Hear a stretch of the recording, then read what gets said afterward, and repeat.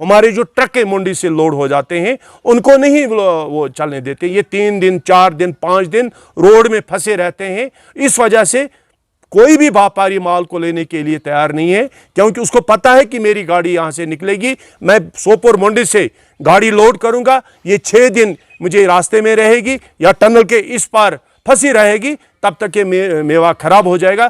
कश्मीरियों के पास अगर कुछ सहारा है वो सिर्फ हमारा फ्रूट है। अगर हम जिंदा है वो सिर्फ फ्रूट पर ही है। यहाँ सारे मुलाजिम नहीं है, यहाँ अगर कुछ % मुलाजिम है, लेकिन हमारी जो मुलाजमत है हमारे बागों पर है। हमारी जो मुलाजमत है, हमारा जो जीना मरना है, वो सिर्फ फ्रूट के ऊपर मुनहसर है। मेरी मंडी की तरफ खुसूसी ध्यान दीजिए। हमारे व्यापारी, हमारा मेवा खराब नहीं होना चाहिए। कश्मीरी भाइयों से, तमाम कश्मीर से, कश्मीर के नौजवानों से, तमाम बाइज्जत लोगों से गुजारिश करना चाहूँगा, ये यात्रा बिल्कुल सफल रहनी चाहिए।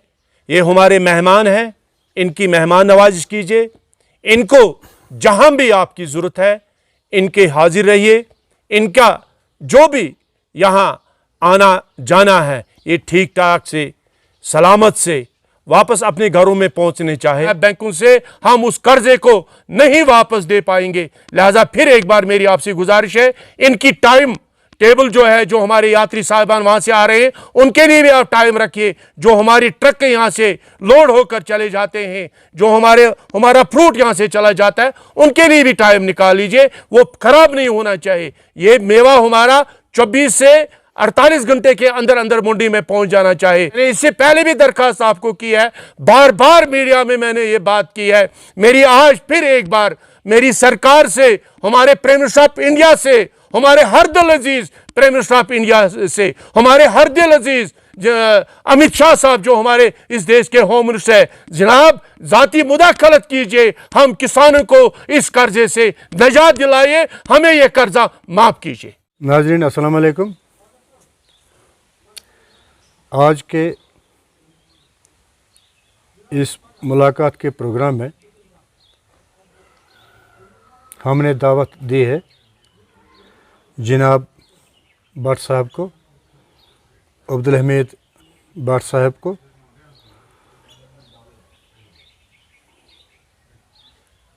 जो बीजेपी ज़िला बारामूला में बहैसियत जनरल सेक्रेटरी काम कर रहे हैं।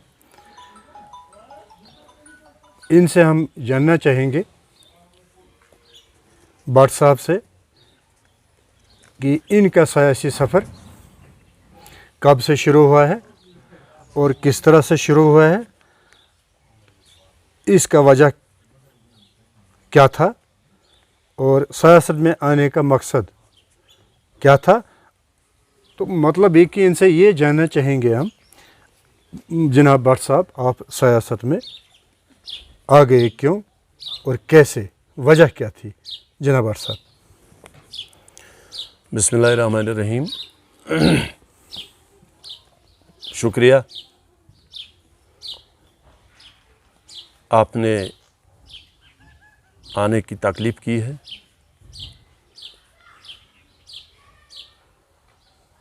और हकीकत यह है कि आपने जिस तरह से फरमाया कि सियासत में आने का मकसद क्या था, कारण क्या हुआ। अगर आप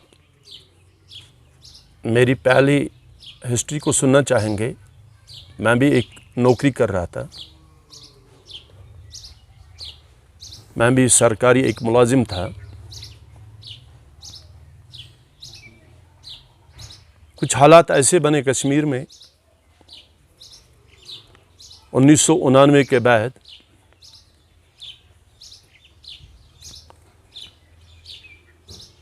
कि मैं समझता हूँ सब आपसे वाकिफ़ हैं, आप भी इससे वाकिफ़ हैं। जिस वक़्त मैं सियासत में आया, मैं 1995 में 95 में सियासत में आया हूँ। सिर्फ ये सोच समझकर कश्मीर के हालात उस वक़्त जो थे, कश्मीर में जिस तरह से हर एक इंसान परेशान था मुख्तलिफ तरीकों से, और एक कश्मीरी बेयारो मददगार था। मैंने जब अपने आंखों से कुछ हालात देखे हैं,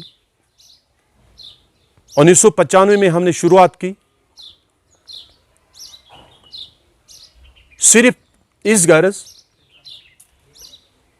कि कोई यहां उन लोगों की आवाज बने जिस वक्त लोगों को, उन लोगों की जरूरत थी जिनको यहां के लोगों ने इक़्तिदार में लाया था अपने वोट के दम पर, जिनको यहां के लोगों ने ताकतवर बनाया था, यानी हुक्मरान बनाया था। पर बदकिस्मती ये रही कि वो लोग हम सबको छोड़कर यहां से चले गए अपनी जान बचाने के लिए। कोई टनल के उस पार था, कोई दिल्ली में था, कोई दिल्ली से बाहर भी था। सिर्फ मेरे जहन में यह ख्याल आया कि इस वक्त हमें खड़ा होना पड़ेगा और इस मजलूम कौम की आवाज बनना पड़ेगा, क्योंकि पुरसान हाल नहीं था। बहुत सारे, मैं समझता हूं आप इन सारे चीजों से वाकिफ थे, और तब से और अब तक मेरा सिर्फ सियासी मकसद नहीं था। मैं सियासत करने के लिए नहीं आया हूं, न मुझे कोई भी अपना साथी इसमें इल्जाम दे सकता है कि आप सियासत कर रहे हो। मेरा मकसद तब भी यही था, मैं गरीबों की आवाज बनूं, गरीबों का हमदर्द बनूं, जहां तक मुझसे हो सके मैं कोशिश करूं। और आज के दिन तक मेरी यही कोशिश है कि मैं उसकी आवाज बनता हूं जिसका कोई सुनने वाला नहीं है। जी भट्ट साहब का इलाका रफियाबाद का है और रहामा में इनका मस्कन गाह है। भट्ट साहब का ये कहना है कि अब यहाँ जो हालात पैदा हुए हैं, अफरा तफरी का माहौल था, कश्मीरी बेयार मददगार छोड़े गए थे, ये भी एक कारण था कि इनका सियासत में आने का।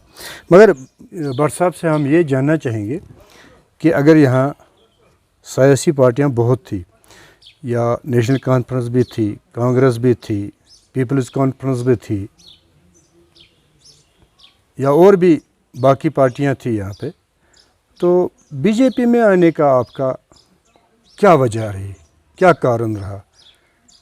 अगर इलाकाई पार्टियाँ यहाँ जो काम कर रही थी, कांग्रेस नेशनल लेवल पे काम कर रही थी, या इससे पहले आप अगर कहीं और किसी सियासी पार्टी में काम कर रहे थे, तो फिर आपने बीजेपी ज्वाइन किया, इसकी वजह क्या थी? जी, सही बात है ये। मैंने न कोई इलेक्शन लड़ा है अभी तक, न मैं एमएलए रहा हूँ, न मैं मंत्री रहा हूँ, न मेरे पास कोठियाँ हैं, न मेरे पास उस चीज़ की कोई जायदाद है। सच्चाई यह है कि कुछ पार्टियों ने यहाँ जब भी कोई सौदा किया है, उन्होंने अपनी मुराद और अपने मकसदों के लिए वो सौदे किए हैं। मुझे जब लगा, जिस तरह हमने पिछले साल से काम किया है और पार्टियों से, मैं किसी पार्टी को दोष नहीं देना चाहूंगा। मैं समझता हूं हर कश्मीरी को पता होगा किस पार्टी ने यहां क्या किया है। इस कश्मीरी मजलूम कौम के साथ किस तरह से हमारे इन सियासीदानों ने बेवफाइयां की है, मैं नहीं जाना चाहता हूं। आपने जो मुझसे सवाल किया है, मुझे लगा 2014 के बाद, 2014 में मैंने पार्टी ज्वाइन की, बीजेपी ज्वाइन की, जब सेंटर में बीजेपी की हुकूमत आई, उन्होंने मुझसे अप्रोच किया था, उनके साथी मेरे पास आए और ये जानकर कि मैं यहां इस पार्टी की नुमाइंदगी करूं और यहां जो हमारे लोग हैं, क्योंकि सेंटर में जब ताकत होती है, जब किसी पॉलिटिकल आदमी, मैं तो छोटा आदमी हूं, किसी आदमी के पास ताकत होती है और जब भी किसी गरीब का मसला हमें सामने आ जाता है, उस मसले को हल करने में मुझे मदद मिलती है। जी सर। अच्छा भट्ट साहब, आपने बीजेपी को ज्वाइन किया या आपको दिलचस्पी ये थी कि आप बीजेपी ज्वाइन करके लोगों के मसाइल हल करेंगे? बिल्कुल। या बीजेपी को आपकी ज़रूरत थी कि यहाँ वो अपने पाँव जमाएं या लोगों तक रसाई वो हासिल करें आपकी वसातत से और वोट भी हासिल करें? इन दो चीज़ों में से आप क्या कहें, किससे इत्तेफाक रखते हैं? नहीं, देखिए, मैं आपसे अर्ज़ करूं कि सच्चाई ये होती है, जब भी कोई पार्टी आती है, इक़्तिदार में होती है या वजूद में आ जाती है, हर एक की ये चाहत होती है कि मेरे लोग हर जगह पर हो, लेकिन उनकी भी ये नीयत होती है कि हमारी वजह से जब हमसे कोई जुड़ेगा ताकि लोगों के मसलों को एड्रेस किया जाएगा। बीजेपी का अगर अपना एक मकसद था मुझ तक पहुंचने का या मुझे अपने साथ जोड़ने का, मेरे मकसद है, थे और हैं, मैं अपने गरीब लोगों की खिदमत करूं, अपने इलाके की, अपने ज़िले बारामूला की खिदमत करूं। जो यहाँ के लोग हैं, जो पिछले 70 सालों से धोखे में रखे गए हैं, बीजेपी का एक साफ मिशन है, वो सच कहते हैं और जो कहते हैं वो करते हैं। मेरा भी एक मिशन है कि मैं यहाँ के लोगों की आवाज़ बनूं, अपने इलाके की आवाज़ बनूं। जो यहाँ हमारे गरीब लोग हैं, फार फलंग के लोग हैं, ये बेकस लोग हैं, मैं उनकी आवाज़ बनूं। मुझे लगता है मेरे लिए बहुत अच्छी बात है कि मैं इस पार्टी के साथ जुड़ा हूं, जिस पार्टी के पास इक़्तिदार था, जिस पार्टी के पास इक़्तिदार है। अगर मेरा कहीं भी कोई मसला हो जाता है किसी मेरे साथी का, मैं कोशिश करता हूं उसको हल करने की। अच्छा भट्ट साहब, आप इससे इत्तेफाक रखते हैं या नहीं रखते हैं? आप ये इसको प्रोपेगेंडा समझते हैं या हकीकत समझते हैं? तो इससे हम जानना ये चाहेंगे कि अगर अवाम में, जनता में ये बात कह दी जा रही है कि कह रहे हैं अवाम कह रहे हैं, या मैं ये कहूँगा कि बीजेपी पे ऐसे इल्ज़ामात आयद किए जा रहे हैं कि बीजेपी की जो पॉलिसी है वो मुस्लिम समाज के खिलाफ है, आप क्या समझते हैं, ये प्रोपेगेंडा है या हकीकत? नहीं, मैं नहीं इसको सही समझता हूँ, ये एक प्रोपेगेंडा है। देखिए, मैं आपको बता दूं, हर पार्टी में अपने अपने हज़ारों लाखों कार्यकर्ता होते हैं और बीजेपी माशाअल्लाह सबसे बड़ी एक पार्टी है हिंदुस्तान में नहीं, सारे दुनिया में। मुझे लगता है जिस तरह से हर एक पार्टी में कुछ ऐसे वैसे चुने गुने लोग होते हैं, जहाँ तक मेरा काम करने का तरीका रहा है, मैं अपनी बात करूँ, अपने स्टेट लेवल की अगर मैं बात करूँ, मेरा जो स्टेट प्रेसिडेंट है रविंदर रैना साहब, वो हंसमुख इंसान है और हर दिल अजीज़ है। मैं नहीं समझता हूँ उसके दिल में कभी ऐसा कभी वहम गुमान या उसके चेहरे पर कभी ऐसी शिकन आई कि ये कश्मीरी या कोई मुसलमान मेरे पास आया है, शायद ये मुसलमान है, मैं हिंदू को मैं उसको उस नज़रिए से देखूंगा। या उसके साथ हमारे यहाँ ऑर्गेनाइज जो जनरल सेक्रेटरी हैं अशोक कूल साहब, मुझे नहीं लगता है उनके सामने ये बात है ये हिंदू है ये मुस्लिम है, चलो हम इसको इस तरह से ट्रीट करेंगे, ये एक प्रोपेगेंडा है। सच्चाई यह है कि ये पार्टी चाहती है कि हर एक साथ रहकर जिए और खुश रहें। जी सर। भट्ट साहब, एनआरसी मामला रहा है जो भारत भर में एक मुहिम चलाई गई है कि जो लोग 47 से पहले या उससे पहले भारत में आए हैं उनको एक रेजिडेंशियल सर्टिफिकेट सरकार को देनी है कि वो यहाँ के बाशिंदे हैं, जिसे एनआरसीएच या क्या कह रहे हैं उसको, नेशनल वो सर्टिफिकेट उनको देनी पड़ रही है। और इस पर मुस्लिम बरादरी ने पूरी तरह से भारत भर में प्रोटेस्ट किया है, एहतजाज किया। जैसे आसाम की बात करें हम, दिल्ली की बात करें हम, या और जगहों की बात करें हम, तो क्या ख्याल है आपका, ये स्टैंड बीजेपी का सही है या गलत? देखिए, मैं कुछ हर एक सरकार का अपना अपना एक मिशन होता है, सेंटर में जब भी कोई सरकार आती है उनकी अपनी प्लानिंग एक होती है। जिस तरह से ये आपने सवाल मुझसे पूछा है, मुझे नहीं लगता है जिस वक्त ये शुरुआत इसकी कोई हुई है उसके ऊपर एहजाज भी हुए हैं, कुछ खदशात मुसलमान ने जाहिर किए हैं, लेकिन हमारी लीडरशिप ने बबांगी दौल किया, हमारे अमित शाह होम मिनिस्टर साहब ने बबांगी दौल किया। किसी ऐसे बंदे को डरने की जरूरत नहीं है जो जायज़ होगा, जो हिंदुस्तानी होगा। अगर डर है किसी को, वो लोग होंगे जो गैर कानूनी यहाँ आए थे, और तब से अब तक मुझे नहीं लगता किसी मुसलमान को हिंदुस्तान में कहीं तंग किया गया या किसी को सर्टिफिकेट मांगी गई है। ये एक प्रोपेगेंडा है, बाकी कुछ भी नहीं है। अच्छा भट्ट साहब, गैर कानूनी तरीके से भारत में ज़रा इसकी वजाहत करें आप, कौन लोग आए हैं और किसने इजाज़त दी है? गैर कानूनी सरकार नहीं, सही बात है, मैं आपको मानता हूँ, सही बात। मैं आपको इस दिशा में ज़्यादा नहीं लेना चाहूँगा। पिछले सालों साल से हमारा एक कंसर्न यहाँ नज़दीकी शायद एक मुल्क है बर्मा जिसको हम कहते हैं रोहिंग्याई, उनका तो कोई परमिशन नहीं था यहाँ आने के लिए। वो अगर आए चोरी छुपे आए हैं, इस देश में आए हैं, अगर उनके खिलाफ कोई बात करता है तो क्या गुनाह है? अगर आपके घर में कोई अनजाने में बिला पूछे पाछे घुस जाता है तो शायद मुझे लगता है आप भी उस पर एतराज़ जताओगे। यही एक खदशात है, बाकी कुछ भी नहीं है। अच्छा, 47 में जो रिफ्यूजी आए हैं वेस्ट पाकिस्तान से, वो भी तो यहाँ रह रहे हैं। जो आप देख रहे हैं हमारे जितने, ये सरकार जब से वजूद में आई है, पिछले सरकारों ने तो उनको नज़रअंदाज किया है। आज के डेट में आप देख रहे हैं हमारे जम्मू में जिस तरह रिफ्यूजी वैसे हैं, उनको किस तरह से हमारी सरकार ट्रीट कर रही है। जो हमारे हैं, जो हमसे बिछड़ गए या जो वहाँ से वापस आए थे, वो तो हमारे हैं। हमारी सरकार कभी नहीं कहती है वो हमारे नहीं है, उनको किसी ने चैलेंज नहीं किया आप यहाँ नहीं है। पिछले सरकारों ने उनको दबा कर रखा था और हमारी सरकार आज उनको बसाने की कोशिश कर रही है। अच्छा भट्ट साहब, आप कह रहे हैं कि मेरा एक अपना नज़रिया है, इसी की वजह से मैं इस मजलूम कश्मीरी के लिए सियासत में आ गया और इनके जो मसले मसाइल है उनको हल करने के लिए मैं जद्दोजहद के लिए ही मैदान में आ गया। जो मसाइल है वो मैं जो रूलिंग पार्टी है वहाँ तक ले कर के इनके मसाइल को हल करने की कोशिश करने के लिए मैं सियासत में आ गया। अच्छा, मैं ये समझता हूँ कि जो मसले हैं 70 साल पहले, वो मसले वहीं पे हैं। अगर कुछ हल भी हुए होंगे, मगर मुझे ये लगता है कि 95% ऐसी जो प्रॉब्लम्स है वो अपनी ही जगह पे खड़ी है। आप ये कह रहे हैं कि लोगों की खिदमत के लिए मैं यहाँ आ रहा हूँ, सियासत में आ रहा हूँ, लोगों को खिदमत करने के लिए, लोगों को मसाइल सुनने के लिए। अगर लोग ये समझते हैं कि आज डेमोक्रेटिक कंट्री है भारत, जमहूरी मुल्क है भारत, तो आप जो मेरे लोग अपने मसाइल लेकर यहाँ के ब्यूरोक्रेटों के तक दरवाज़ों तक जाते हैं अपने मसाइल लेकर के, या तो वहाँ एक बोर्ड लगा हुआ होता है कि मेरी मुलाकात 2 बजे के बाद होगी या 1 बजे से पहले होगी।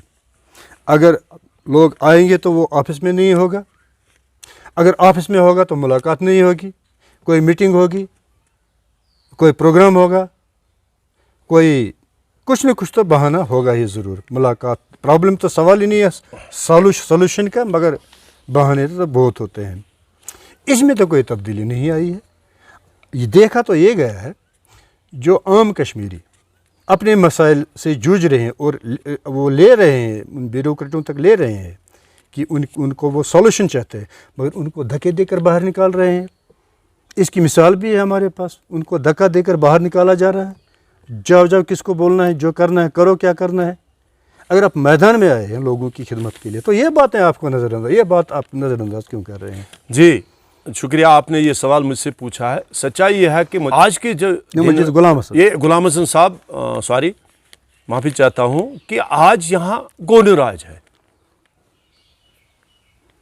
लोगों के मसलों को एड्रेस करने के लिए लोगों की जो सुनवाई होती है वो एक अवामी नुमाइंदगी के पास होती है।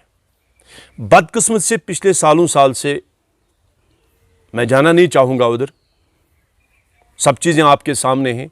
हालात जिस तरह से यहाँ रहे हैं, यहाँ अभी सरकार नहीं है कोई।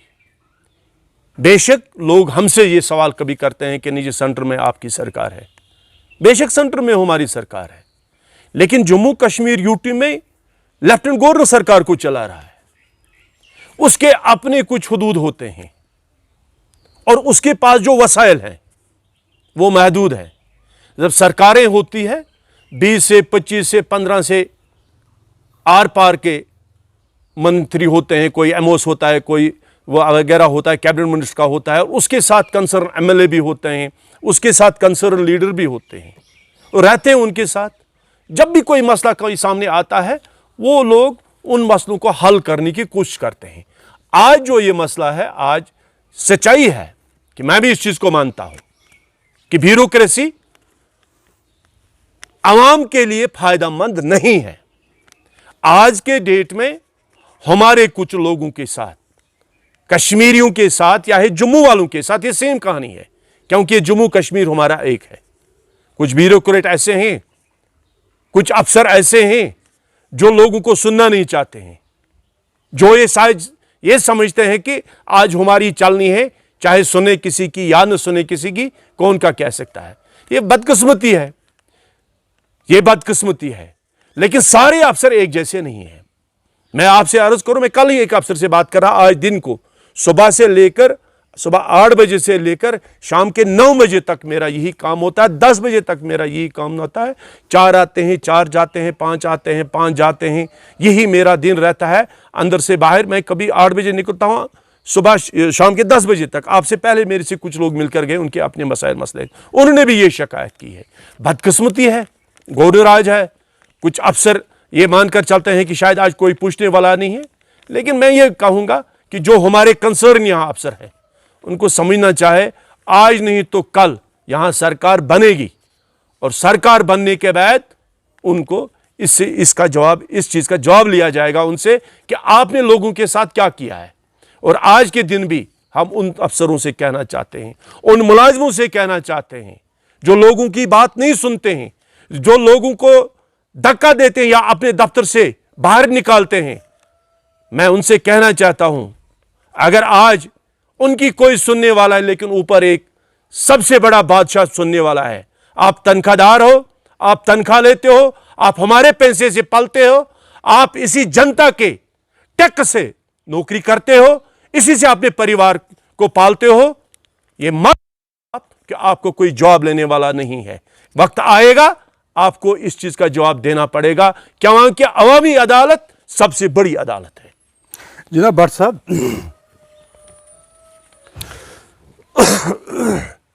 भारत में तो बीजेपी की सरकार है और बीजेपी मुख्तलिफ अवकात स्टेट सरकारों में चेंज लाती है, और जो गवर्नर साहब है यहाँ वो बीजेपी का भेजा हुआ है ना सर, बिल्कुल, और अब बीजेपी के कार्यकर्ता है यहाँ कश्मीर में। जी जी जी। अगर हम ये कहेंगे हम बेबस है, ब्यूरोक्रेसी हमारे सरों पे सवार है, तो हमारे मसले नहीं सुने जा रहे हैं, अवामी मसाइल का हल नहीं हो रहा है, फिर बीजेपी का रोल में आना, रूलिंग पार्टी में आना, आपका क्या मतलब है? नहीं, ये सही बात है, लेकिन मैंने आपसे पहले अर्ज की कि जिस तरह यहाँ यूटी है एक, और उसको लेफ्टिनेंट गवर्नर साहब चला रहे हैं, हमारे उम्मीदें भी हैं, क्योंकि लोग जिस तरह हमसे उम्मीद रखते हैं। लेकिन मेरा भी यही मानना है, जब तक नहीं यहाँ सरकार बनेगी, लोगों के मसले मसाइल को पूरी तरह से एड्रेस नहीं किया जाएगा। सिर्फ एक ही रास्ता है कि यहाँ इलेक्शन होने चाहे, सरकार बननी चाहे, और लोगों के मसलों को जो वो एड्रेस करेंगे, हल करेंगे। अच्छा सर, कुछ लोग रियासत में ये कह रहे हैं कि जो अफसरशाही है वो यहाँ तक हद हो गई है अफसरशाही की, वो अपने आप को वाइसराय समझते हैं। जो इल्ज़ाम भी लगाया लोगों ने वो मीडिया में भी आ गया है। जो लोग आप कह रहे हैं कि वो आवाम के नौकर है, अवामी वो खिदमत गुजार है, आवाम को उन्हें खिदमत करनी है, क्योंकि वो जनता उनको उसके लिए अदा पे सैलरी दे रही है, सरकार सैलरी दे रही है, वो जनता के खजाने से निकल रही है। तो फिर वाइसराय का क्या मतलब है? आवाम को वो खिदमत नहीं कर सकते हैं क्या, जब सैलरी ले रहे हैं? सही बात है, आपका कहना बिल्कुल दुरुस्त है। आप जो कह रहे हैं, जो फरमा रहे हैं, बिल्कुल दुरुस्त है। अब क्या कहोगे आप?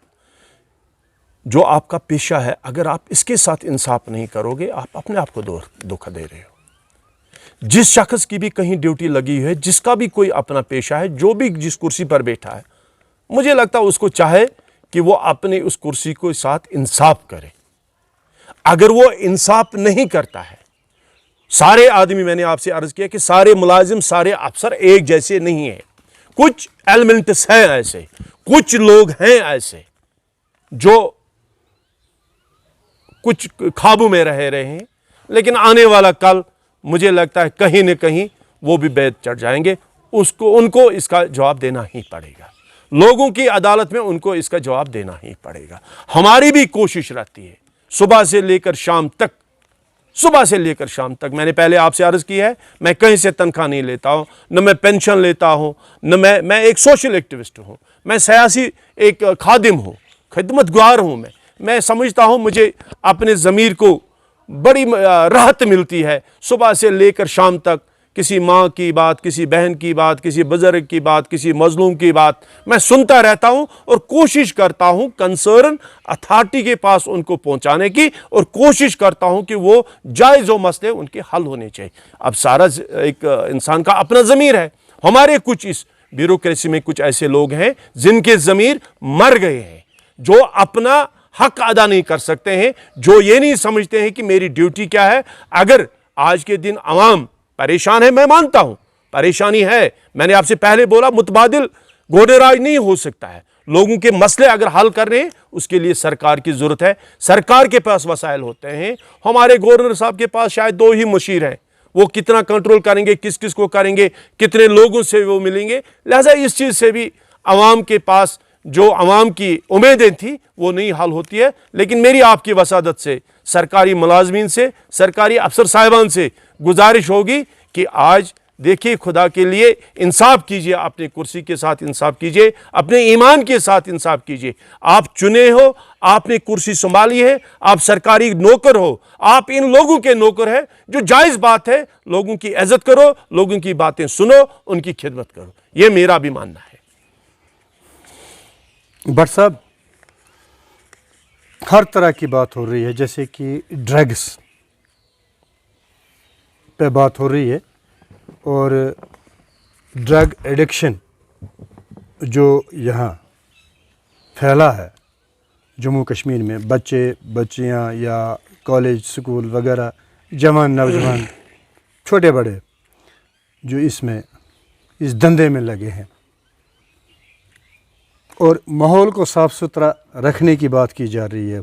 बच्चों को सड़कों पे निकाला जा रहा है कि माहौल को साफ़ रखो, इंडस्ट्रीज़ को दूर भगाओ, फैक्ट्रियों को दूर लगाओ, बस्तियों के साथ इनको इजाज़त ना दीजिए बस्तियों में लगाने की, क्योंकि माहौल का मामला है, बच्चों के तालीम का मामला है, ये पोल्यूशन का मामला है। ठीक है, ये 70 साल से हम करते आए हैं सर, और 70 साल में मुझे ऐसा कुछ नहीं नज़र आ रहा है कि फैक्ट्रियाँ जो है वो बस्तियों से दूर की गई है, ड्रग्स जो है इन पे कंट्रोल किया गया, या ड्रग्स को बच्चों को इनसे दूर रखा गया है। तो जिम्मेदार तो हम ही हैं।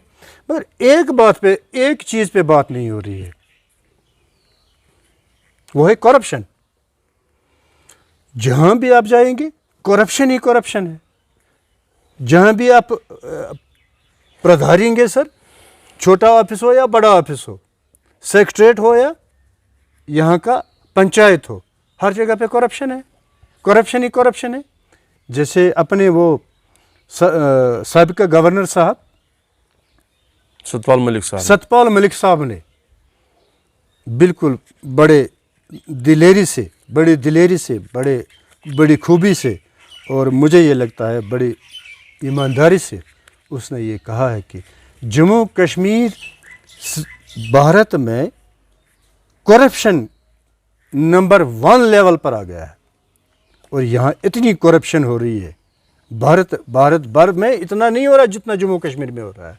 ये सतपाल मलिक यहाँ के गवर्नर का कहना है, और मुझे नहीं लगता है बीजेपी ने अभी तक इस पे कोई कंट्रोल किया है, या किसी को करप्शन पे तो एंटी करप्शन वाले तो वक्तन फ़वक्तन रेड कर रहे हैं, मगर वो भी सिलेक्टेड पर कर रहे हैं।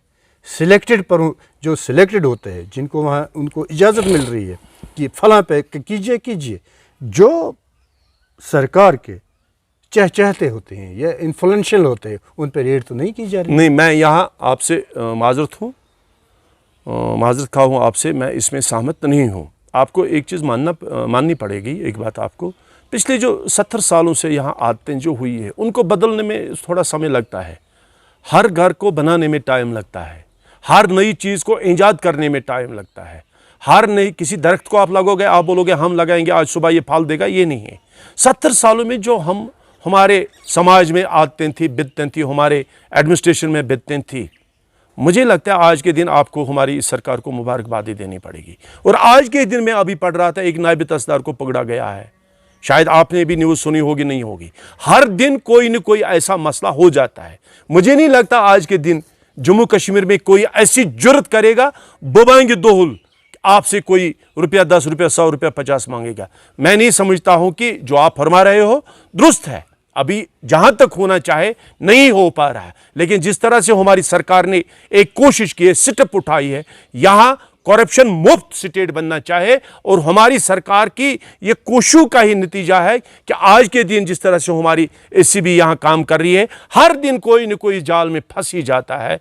आखिर कब तक, आज नहीं तो कल इंशाअल्लाह रहमान ये लोग जो करप्ट लोग हैं, इनको हारना पड़ेगा और इनको ईमानदारी का रास्ता चुनना पड़ेगा। और मैं ये फख्र से कह सकता हूं कि आज के दिन जब भी मैं इलाके में जाता हूं, मैं पिछले 1.5 महीने से सारे इलाके में मैं घूमा हूं, अपने डिस्ट्रिक्ट में घूमा हूं, लोगों से बात हो रही है, पूछिए, बताइए आपका जो काम होता है दफ्तर में, कोई आपसे पैसा मांगता है? किसी ने आपसे पैसा लिया है? आप जो मुफ्त का राशन लेते हो, किसी ने आपसे ये मांगा है कि रुपया 10 रुपया 50 रुपया बस 10 दे दो?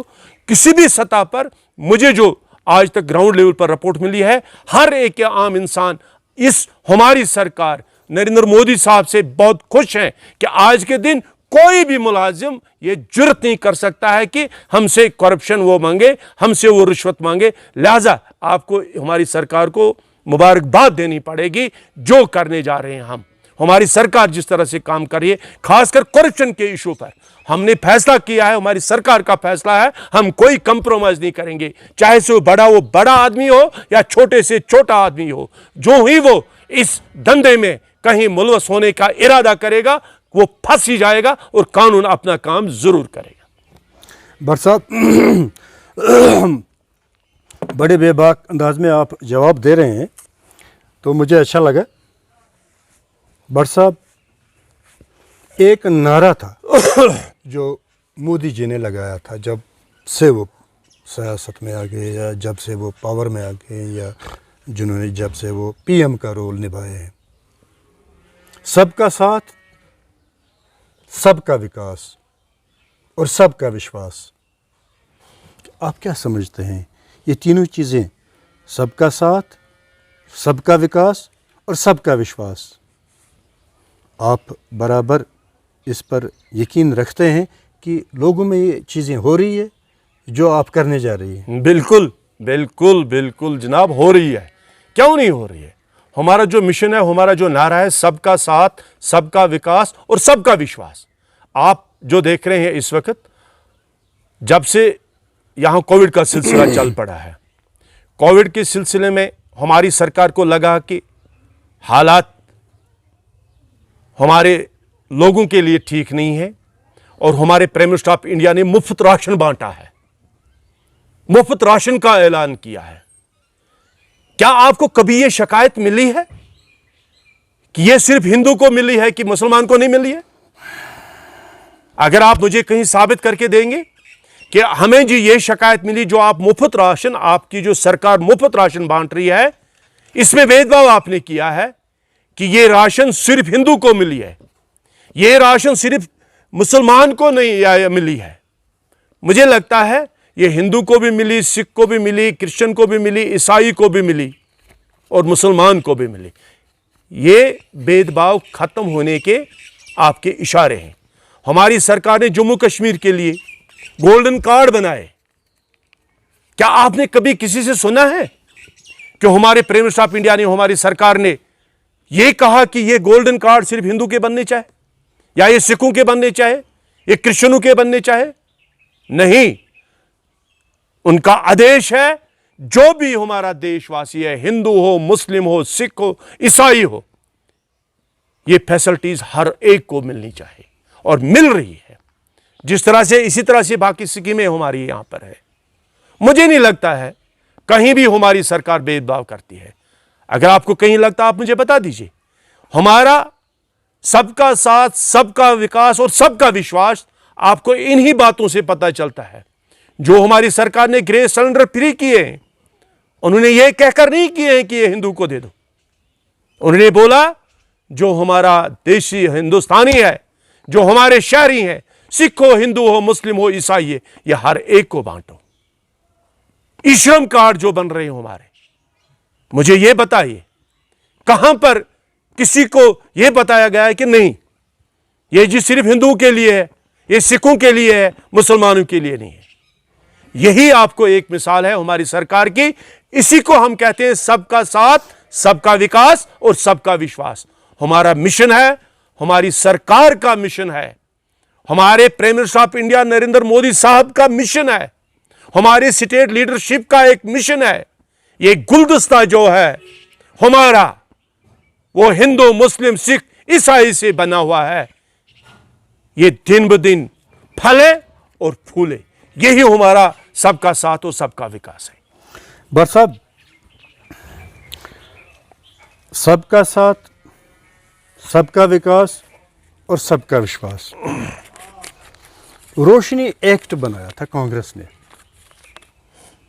जब बीजेपी आई तो उन्होंने कहा इसमें बहुत सारी धांधलियां हुई है रोशनी एक्ट में। उन लोगों ने ज़मीन पकड़ी है जिनके पास पहले ही से हज़ारों कनाल ज़मीन थी, अब फिर और हज़ारों ले लिए उन्होंने रोशनी स्कीम के तहत, एक्ट के तहत। उससे आम गरीब का कोई फ़ायदा नहीं हुआ। जो हुआ सो ब्यूरोक्रेट्स का हुआ है, ब्यूरोक्रेसी का हुआ है। फिर क्या हुआ? अब जो बीजेपी एक ऑर्डिनेंस, उन्होंने ऑर्डर निकाला है यहाँ के गवर्नर साहब ने, जो भी प्राइवेट स्कूल है स्टेट लैंड पर है उनको बंद किया जाए, उनको बंद किया जाए। अब जब रोशनी एक्ट पे, जब विश्वास की बात करें हम, जब रोशनी एक्ट पे हज़ारों कनाल ज़मीन ग्रैब हुए हैं, हड़प हुए हैं, ब्यूरोक्रेसी ने ली है, 5-5 हज़ार कनाल ज़मीन ली है, 6-6 हज़ार कनाल ज़मीन ली है उन्होंने। पहलगाम, गुलमर्ग, जम्मू वगैरह वगैरह इलाकों में लिया, बांडीपोरा में या बारामूला में, श्रीनगर में। ये ब्यूरोक्रेसी का जो मामला है। और फिर स्कूलों का जो ये मामला सामने आ गया, जो एक ऑर्डर के तहत स्कूलों की जो प्रॉपर्टी है वो सीज की जा रही है। ऑर्डर्स है, जो प्राइवेट स्कूल है स्टेट लैंड पर उनको बंद किया जाए। और करना भी चाहिए, मैं समझता हूँ करना भी चाहिए। क्यों लेंगे वो ऐसी ज़मीन ज़बरदस्ती हमसे, आपसे, सरकार से, जिनका कोई हक नहीं है उनको। मैं समझता हूँ इस बात का। मगर सवाल एक है, अगर विश्वास है सबका लेना और विकास का सबका होना चाहिए, और फिर ये रोशनी एक्ट और ये स्कूल बंद करने का ऑर्डर, इसमें ये डिफरेंस क्यों? फिर डिफरेंस क्यों नहीं? मैं आपसे अर्ज़ करूं कि सच्चाई यह है कि जिस तरह से आपने फरमाया है, अब कुछ चीज़ों में आप मुझे मत उलझाए। अगर मैं उस तरफ जाऊंगा फिर सुबह कंट्रोवर्सी पैदा हो जाएगी। लेकिन ये मानकर चलो आपकी ये सरकार किसी को छोड़ेगी नहीं। जिसने गरीबों का हक खाया उसको बख्शेगी नहीं, जिन्होंने भी गरीबों के साथ इस साल किया उनको बख्शेगी नहीं। अब जो जिस तरह आपने रोशनी एक्ट की बात की है, उसमें क्या हुआ वो आपके सामने है। किन लोगों ने हासिल की थी ज़मीन, मुझे बोलिए आम गरीब आदमी को क्या मिला था उनसे? हमारे पास कौन सा ज़मीन था? आप जैसे या हम जैसे गरीब लोगों के पास कौन सी ज़मीनें थी? या उनको मुरादें मिली थी जो पहले से ही लैंडलॉर्ड थे और वो दोबारा लैंडलॉर्ड बन गए। मैं आपको एक यकीन देना चाहता हूं, जहां तक मुझे इस बीजेपी सरकार के साथ वाबस्तगी रही है पिछले 5-8 साल से, ये किसी का हक किसी को खाने नहीं देगी। हमारे नरेंद्र मोदी जी इसी ताड़ में बैठे हैं कि जहां भी कोई जाति हुई है उसको हम बर्दाश्त नहीं करेंगे। जहां भी हमारे लोगों के साथ नाइंसाफियां हुई है उसको हम किसी भी सूरत में उन लोगों से निकालेंगे जिन्होंने पहले से ही इन लोगों के साथ, हम जैसे गरीब लोगों के साथ नाइंसाफियां की है। लिहाजा मुझे उम्मीद है सरकार जिस तरह से आप स्कूलों की बात कर रहे हैं, जिन्होंने भी स्कूल बने, अगर आप हिस्ट्री में जाना चाहोगे आप खुद ब खुद ही इसका जवाब आपको मिल जाएगा। लेकिन हम किसी के खिलाफ नहीं है, बच्चे हमारे हैं, स्कूल भी हमारे, टीचर भी हमारे, स्टाफ भी हमारे, लेकिन किस कारण किन लोगों ने ये शुरुआत की थी, जब शुरुआत की थी उनकी नीयत क्या थी, और इनका प्रपोजल क्या था, इनका प्लान क्या था, और उनके आज ये चेयरमैन कौन साहब है, उनकी जो ये प्रॉपर्टी है वो किसके कंट्रोल में है, मैं उधर नहीं जाना चाहता हूं। सरकार जो भी कर रही है मुझे लगता है अच्छा कदम उठा रही है, हमें इस चीज़ का सपोर्ट करना चाहिए। आप ये उम्मीद रखिए, आप यकीन रखिए, इस सरकार में किसी के साथ नाइंसाफ़ी नहीं होगी। जी भट्ट साहब, बड़ा अच्छा आपका कहना है। अगर स्कूलों के खिलाफ हम यहाँ कार्रवाई करने जा रहे हैं तो उन रोशनी एक्ट वालों के खिलाफ जिन्होंने 5-5 हज़ार किलो ज़मीन पे कब्जा किया है, उनके खिलाफ कार्रवाई क्यों? बिल्कुल होगी, बिल्कुल होगी। तो फिर कब होगी? बिल्कुल होगी। अब पहले जब ये कहा गया था कि रोशनी एक्ट पे ज़मीन जिन लोगों ने ली है उनसे हम वापस लेंगे, सरकार वापस ले रही है, छीनी जा रही है उनसे, तो अब भी तकरीबन 2 साल तो चले गए हैं, अब हो रही है कार्रवाई नहीं हुई, नहीं होगी। स्कूलों पर ऐसा क्यों नहीं होगी कार्रवाई? मैं समझता हूं कि कहीं किसी को स्पेयर नहीं किया जाएगा।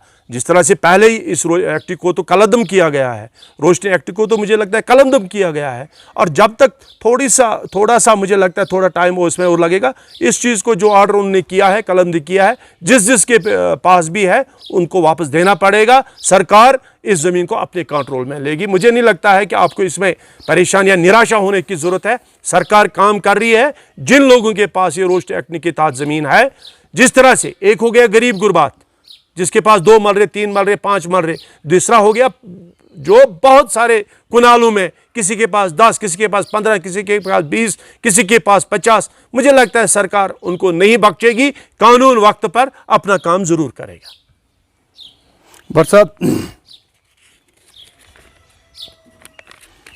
रफियाबाद एक ज़रखेज़ इलाका है, यहाँ का भी ताल्लुक तिजारत में सबसे ज़्यादा सेब से है। एप्पल इंडस्ट्री का दर्जा जो यहाँ के व्यापारी मांग कर रहे हैं कि जो मेवा सनत है यहाँ उसको इंडस्ट्रीज़ का दर्जा दिया जाए। और ये मेवा सनत जो है, जो यहाँ के ताजिर है वो कई दहाइयों से ये रोना रो रहे हैं कि मेवे पे जो दवाइयात, जो हॉर्टिकल्चर की अद्वियात छिड़काई जा रही है वो डुप्लिकेट आ रही है, क्योंकि मेवे के बागात ख़त्म हुए हैं, स्केप कंट्रोल नहीं हो रही है, ज़मीन जो घास उगा रही है वो कोई ऐसी घास है कि वो जानवर भी नहीं खाते हैं। तो इस मैं ये अर्ज़ करना चाह रहा हूँ आपसे, अगर ये सबसे बड़ी इंडस्ट्री है मेवा सनत कश्मीर की, और इस सबसे बड़ी इंडस्ट्री के साथ धोखा जो पेस्टिसाइड्स आ रही हैं हॉर्टिकल्चर डिपार्टमेंट की तरफ से जो ये अप्रूव की जा रही है, तो आजकल 15 अभी आप ही के यहाँ रफियाबाद से लोगों ने कहा 15 दवाइयाँ छिड़की जा रही है, फिर भी स्केप कंट्रोल नहीं हो रही है। नहीं, अगर ये कहा तो ये जा रहा है, अगर कैंसर का इलाज निकल आया है, पोलियो का इलाज निकल आ रहा है, चीचक का इलाज निकल आ रहा है, हर तरह की बीमारी का निकल आया है, एक डोजेज होती है, एक हफ्ते की, 10 दिन की, 15 दिन की, फिर बीमारी पे कंट्रोल किया जा रहा है। मगर यहाँ तो मुझे लगता है 50 साल से स्केप पे दवाएं छिड़काई जा रही है, तो फिर स्केप कंट्रोल ही नहीं हो रही है। अब क्या है ये दवाएं? जी, इसमें भी मैं आपसे अर्ज़ करूं कि जिस तरह से आपने फरमाया, आप पिछले 70 सालों से जो भी चीज़ें आपके सामने हैं, किस तरह से बनी ये दवाई, किन लोगों ने बनाई, कैसे बनाई, आज अगर मैं कुछ कहूँगा छोटी मुँह बड़ी बात हो जाएगी, मैं चलो वो नहीं कहना चाहूँगी, लेकिन मुझे लगता है पिछले 1 साल से कुछ चेंजें हो रही है। उसकी मिसाल मैं आपको दे दूँ, मैं भी एक छोटा मोटा एक ज़मींदार हूँ, मेरे घर में भी छोटे से फ्रूट हैं।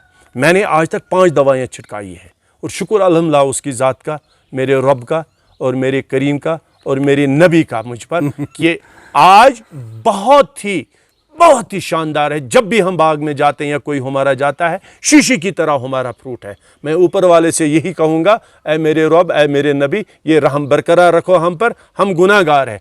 आज के इस साल में मुझे लगता है बहुत चेंज हो गई है। जहाँ तक आपने भी ये बात छेड़ी है कि इसी के साथ मैं आपकी वसादत से आज के दिन अपने प्राइम मिनिस्टर ऑफ इंडिया से जनाब नरेंद्र मोदी साहब से और अपने होम मिनिस्टर अमित साहब से गुजारिश करना चाहूँगा, कश्मीर की जो फ्रूट इंडस्ट्रीज़ है इस पर हमारे 80% लोग जिंदा है। हमारे जो 80% लोग, चाहे ज़िला बारामूला ले लो, बडगाम ले लो, या आप कुपवारा ले लो, या बांडीपोरा ले लो, आप पुलवामा ले लो, आप कुलगाम ले लो, और मैं समझता हूँ इस फ्रूट इंडस्ट्री की तरफ हमें ध्यान देना चाहिए, हमारी सरकार को ध्यान देना चाहिए। और एक बात मैं ऐड करना चाहूँगा, अभी मैं कहीं सुन रहा था, शायद जो आपके आने से पहले कहीं और कोई साहब भी दे रहा था इसके ऊपर, कि हमारी जो मंडी से आज के डेट में, सुबह भी मुझे कोई कह रहा था कि फ्रूट का जो आज मार्केट खास नहीं है। क्या कारण है? मैंने जब उससे ये पूछा है, उसने मौकूल जवाब मुझे नहीं दिया है।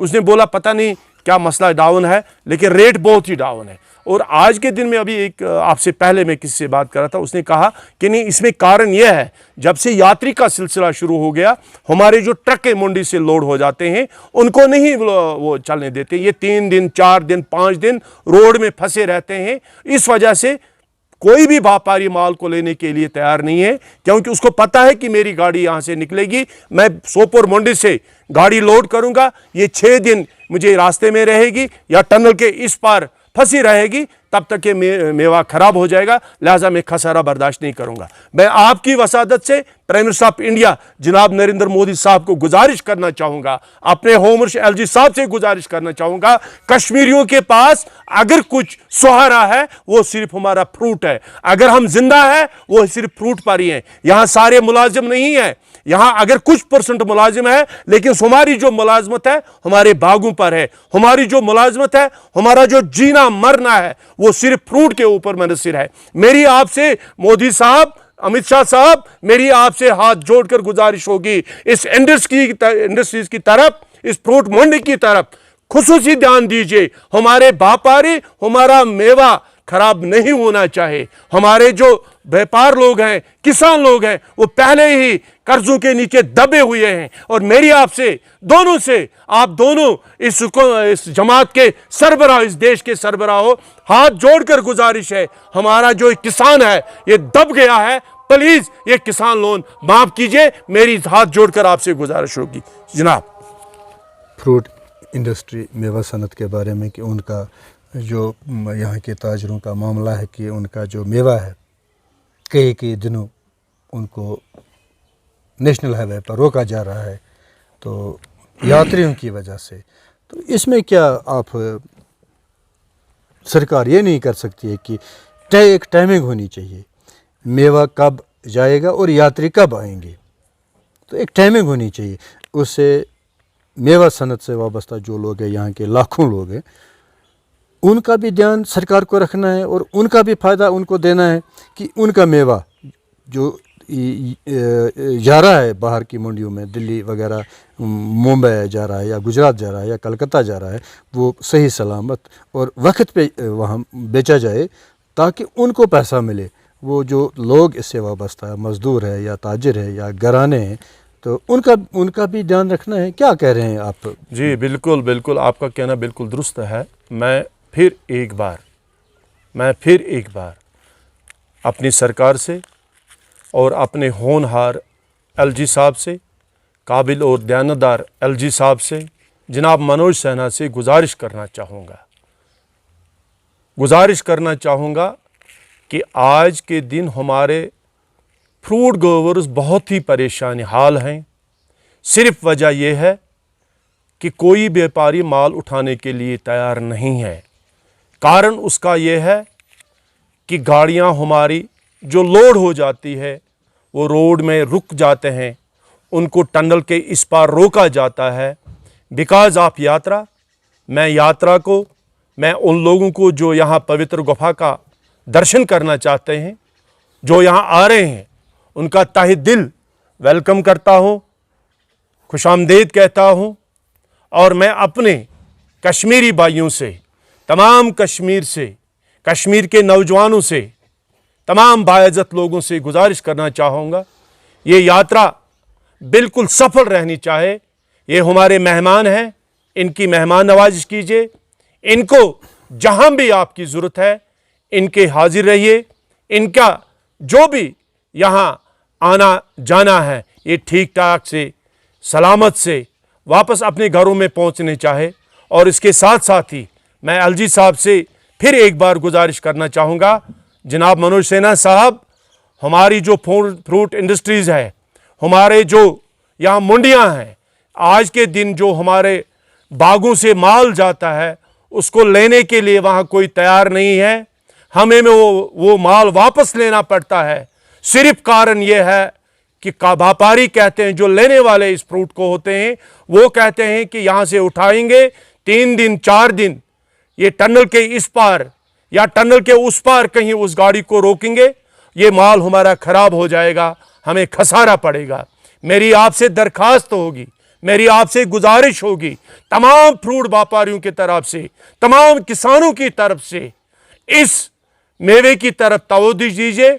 जो हमारे यात्री साहिबान आ रहे हैं उनके लिए एक टाइम मुकर्रर कीजिए, और जो यहाँ से हमारा फ्रूट लोड हो जाता है बाकी मंडियों के लिए, चाहे वो जम्मू की मंडी हो, चाहे वो दिल्ली की मंडी हो, चाहे वो पंजाब की मंडी हो, चाहे वो बाहर की कोई दिल्ली हमारी मंडी है, हमारे इस देश के किसी भी स्टेट की मंडी हो, वहाँ तक वो जल्द अज जल्द पहुँचना चाहिए।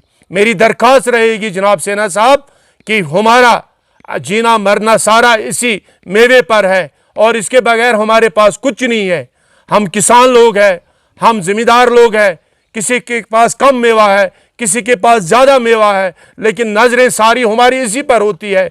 अगर ये रुक गया तो हम पहले ही, हम ज़मींदार, हम किसान, हम व्यापारी, हम फ्रूट वाले पहले ही मरे हुए हैं कर्जे के बोझ से। इससे ही वो बर्दाश्त हम नहीं करेंगे। मेरी दरख्वास्त रहेगी जनाब आपसे, अपने होम मिनिस्टर साहब से, जनाब अमित शाह साहब से भी, कि आप भी इसमें ज़ाती मुदाखलत कीजिए, क्योंकि हमारा सीज़न आ गया, अब फ्रूट भेजने का सीज़न आ गया। कहीं ऐसा न हो कि ये हमारा फ्रूट हमारे घरों में, हमारे बगीचों में ही रहेगा, तो उससे क्या होगा, जो हमने कर्जा लिया है बैंकों से, हम उस कर्जे को नहीं वापस दे पाएंगे। लिहाजा फिर एक बार मेरी आपसे गुजारिश है, इनकी टाइम टेबल जो है, जो हमारे यात्री साहिबान वहाँ से आ रहे हैं उनके लिए भी आप टाइम रखिए। जो हमारी ट्रक यहाँ से लोड होकर चले जाते हैं, जो हमारा फ्रूट यहाँ से चला जाता है, उनके लिए भी टाइम निकाल लीजिए। वो खराब नहीं होना चाहिए। ये मेवा हमारा 24 से 48 घंटे के अंदर अंदर मंडी में पहुंच जाना चाहिए। मेरी गुजारिश रहेगी आपसे, इसकी तरफ खुसूसी ध्यान दीजिए। एडमिनिस्ट्रेशन से कह दीजिए कि ये हमारे व्यापारी हैं, इनका फ्रूट ज़ाया नहीं होनी चाहिए। और साथ ही मैं एक बार फिर गुजारिश करना चाहूँगा, मैंने आपसे पहले भी अर्ज़ किया है, हमारे ऊपर कर्जा है, हम व्यापारी हैं, हमारे ऊपर किसान लोन है। मैंने इससे पहले भी दरखास्त आपको की है, बार बार मीडिया में मैंने ये बात की है। मेरी आज फिर एक बार मेरी सरकार से, हमारे प्राइम मिनिस्टर ऑफ इंडिया से, हमारे हर दिल अजीज प्राइम मिनिस्टर ऑफ इंडिया से, हमारे हर दिल अजीज अमित शाह साहब जो हमारे इस देश के होम मिनिस्टर है, जनाब जाती मुदाखलत कीजिए, हम किसानों को इस कर्जे से निजात दिलाइए, हमें यह कर्जा माफ कीजिए। भट्ट साहब, आपका फरमाना दुरुस्त है कि एक टाइमिंग होनी चाहिए यात्रियों के आने की, और यहाँ जो मेवा बाहर जा रहा है, बाहर स्टेट से बाहर मंडियों में जा रहा है, उसके जाने की भी टाइमिंग होनी चाहिए। तो इस तरह से दोनों का फ़ायदा रहेगा, यहाँ के किसान का भी, ताजिर का भी, व्यापारी का भी, और यात्रियों को भी आने में कोई दरंगी नहीं होगी। लिहाजा सरकार से आप जो अपील कर रहे हैं, हम इसके साथ बजा है। यहाँ मोहम्मद अकबर भट्ट साहब आए हैं, इनका ताल्लुक़ सोपोर रेबन से है, तो ये इनका मेवा इंडस्ट्री से वाबस्तगी है। बड़े यहाँ के बड़े ताजिर है रफियाबाद में, और बीजेपी के सीनियर लीडर है मोहम्मद अकबर साहब। तो प्रोग्राम में पहले इनका भी खैर मकदम करते हैं आने का। मोहम्मद अकबर से हम ये जानना चाहेंगे कि बाग बगीचों में जो मेवे हैं उन पर जो अद्वियात छिड़की जा रही है, हॉर्टिकल्चर पेस्टिसाइड्स,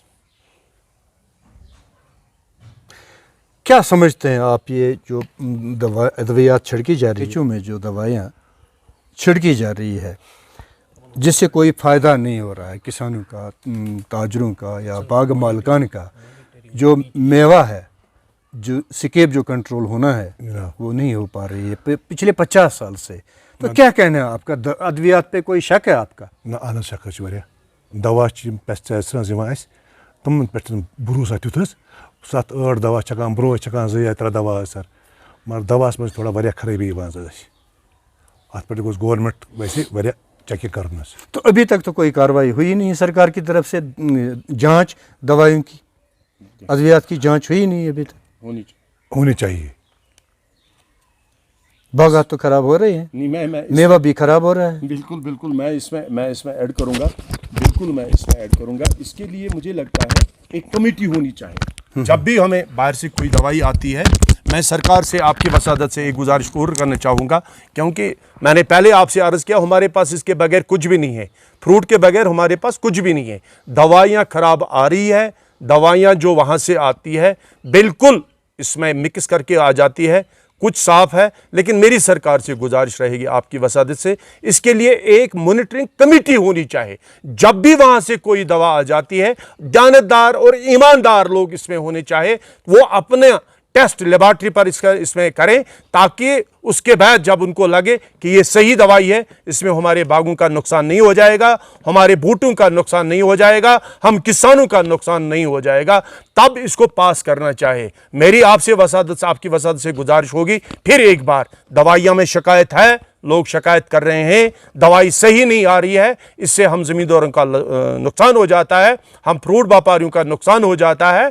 इसके लिए सरकार की तरफ से एक कमेटी बैठनी चाहिए, एक मॉनिटरिंग कमेटी बैठनी चाहिए। जब भी हमारा दवाई का सीज़न आ जाता है, आने से पहले ये सारा उस कमेटी में जाना चाहिए, उसके बाद मार्केट में आना चाहिए। अच्छा भट्ट साहब, बातें तकरीबन तो बहुत हुई है, अब अगर कुछ बाकी रह गया तो इंशाल्लाह वो अगले प्रोग्रामों में आपसे मुलाकात हो जाएगी और आपसे पूछा जाएगा कि बाकी जो रह गया उनके जवाबात भी आपसे ले लेंगे।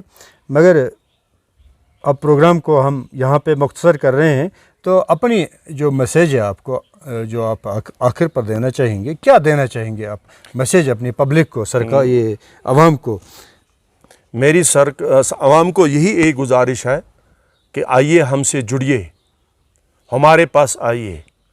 हम हाकिम नहीं हैं, हम खादिम हैं, हम खिदमत गुजार हैं। आइए, जहां कोई आपकी बात नहीं सुनता है, हमारे साथ जुड़िए, हमारी जमात के साथ जुड़िए, हमारी तंजीम के साथ जुड़िए। इंशाअल्लाह जो भी आपके जायज़ मसले मसाइल होंगे, हम उनको हल करने की कोशिश करेंगे। और मैं बजाते खुद एक खादिम आपका, एक खिदमतगार आपका, मैंने पहले ही अर्ज़ किया है कि बहुत सारे मेरे साथी इस पिक्चर को देखेंगे, उसमें जांचेंगे। न मैं कोई तनख्वाह लेता हूं, न मैं किसी से कोई पैसा लेता हूं, न मैंने कभी इलेक्शन लड़ा है, न मैं कहीं से कोई मुआवजा लेता हूं। मैं खादिम हूं, मैं खिदमत गुजार हूं लोगों का। मैं 25 साल से 1995 से लोगों की खिदमत कर रहा हूं।